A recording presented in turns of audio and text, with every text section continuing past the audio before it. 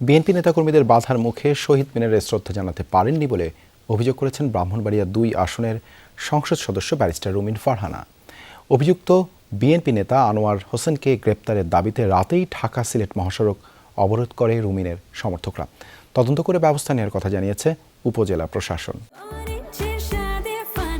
Orange সহ বিভিন্ন ফ্লেভারে প্রাণ ললিপপ জুসি জুসি ওয়ার্ল্ড।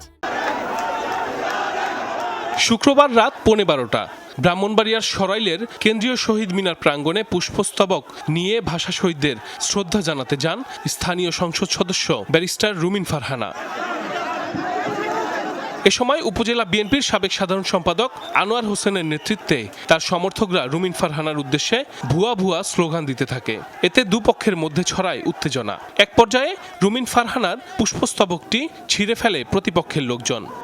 আমাদের উপরে, আমাদের নেত্রীর উপরে হামলা করেছে এবং আমাদেরকে শান্তি শিষ্টভাবে আমাদের নেত্রীকে শ্রদ্ধাঞ্জলি দিতে দেয় নাই। পুষ্প অর্পণ করতে চেষ্টা করি, সেই সময়ে আবারও তারা গিয়ে জড়ো হয়ে একসাথে আমাদের উপর ঝাঁপিয়ে পড়ে।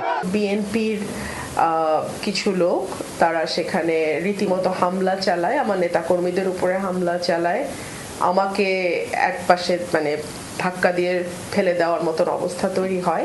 আজকে নাকি আওয়ামী লীগের মিছিল হবে, এটাই প্রতীয়মান হয় যে ভারতীয় লোক যে মিছিল করেছে, সেই জন্য আগামীতে এরকম ভারতীয় লোক আওয়ামী লীগের পকেটে লুকালে আমরা দাঁত ভাঙা জবাব দিব। পরিস্থিতি বেগতিক দেখে হস্তক্ষেপ করেন ঘটনাস্থলে থাকা পুলিশ সদস্যরা। পরে কর্মী সমর্থকদের প্রহরায় শহীদ মিনার এলাকা ত্যাগ করেন রুমিন ফারহানা। পরবর্তীতে অভিযুক্ত আনোয়ার হোসেনকে গ্রেফতার ও বিচারের দাবিতে ঢাকা সিলেট মহাসড়কের শাহবাজপুর এলাকা অবরোধ করে রুমিন ফারহানার সমর্থকরা। প্রায় ঘণ্টাব্যাপী অবরোধের কারণে মহাসড়কের দুপাশে যানজটের সৃষ্টি হয়।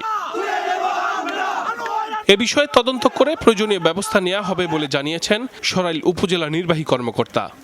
উপজেলা প্রশাসন, তারপরে মুক্তিযোদ্ধাদের পক্ষ থেকে হলো আমরা শ্রদ্ধা নিবেদন করেছি এবং যদি কোনো কিছু হয়ে থাকে, কোনো স্পেসিফিক কি থাকলে সেটা হলো যে তদন্ত সাপেক্ষে পুলিশ প্রশাসন আছে, ওনারা দেখবে।